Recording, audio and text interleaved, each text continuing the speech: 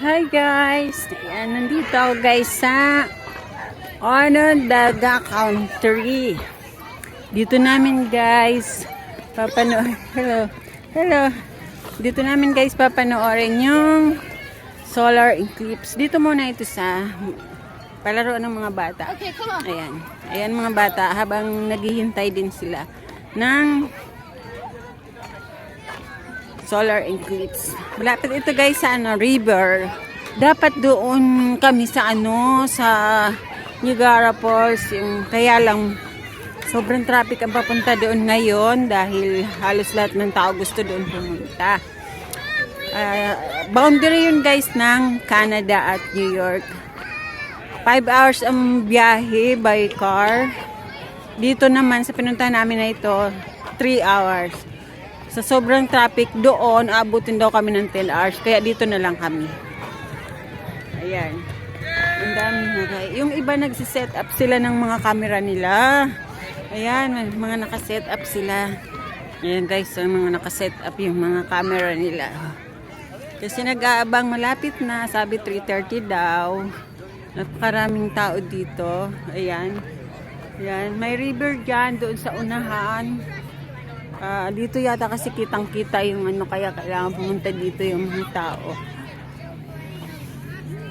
Ayan, alam niyo ba yan guys? $25 ang isang oras dyan. Sumakay nga ako kanina. Ayan. Dito lang yan paikot-ikot sa loob ng park. Up na camera na parang nasa luneta lang yung mga tao. Ayan. Ayan. Ayan, ang dami. Marami pang dumadating guys.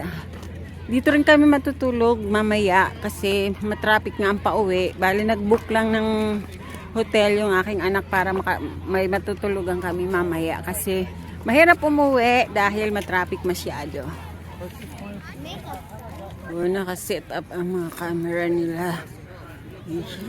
Guys, tabing river to. River. Ayan yung araw. Ayan, first time ko guys na masasaksihan ang solar eclipse. Mamaya-mayang konti pa. Samantala, sa tabing ilog ito. Ayan. River.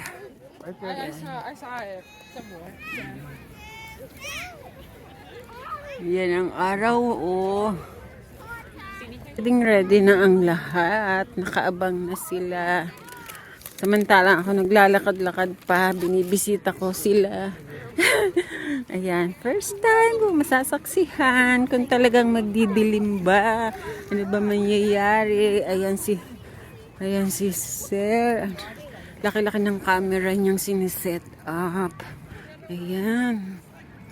Doon kami guys sa may puno na yun na mataas. Doon kami nakalatag. Ayan, iikutin natin. Ikot ko lang ng konti yung camera. Napakalawak guys, kaya hindi ko na pinuntahan lahat. Yung mga malalapit lang dito. Ayan guys, ready na yung mga tao. Sa kasamang palad, tinakpan ng ulap. Hindi na makita. Sana mamaya mawala ang ulap. Ayan guys, nagdidilim na. 3:10 na dito ang oras. Pero hindi nagpakita yung araw. Kaya kasi maulap. Pero padilim na. Nagpisa na guys dumilim. Sayang naman. Sayang naman dahil sa kapal ng ulap. Oh. Natakpan siya. Hindi siya nagpakita. Pero nagdidilim na sayang yung mga taong nakaabang. This does not taste like the movie. Doon ang dami doon. Ang daming tao guys. Konti lang yun. Ayan na, tumagip na ulit. Kita ka naman. Ayan, gasuklay na lang.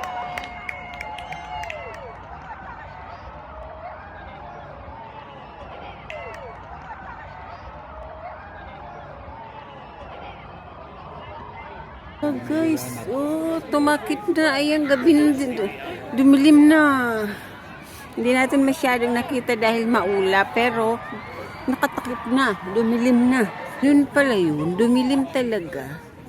Dumilim talaga ang kapaligiran. Nagpa-flashlight na lang. Oh. Ayan.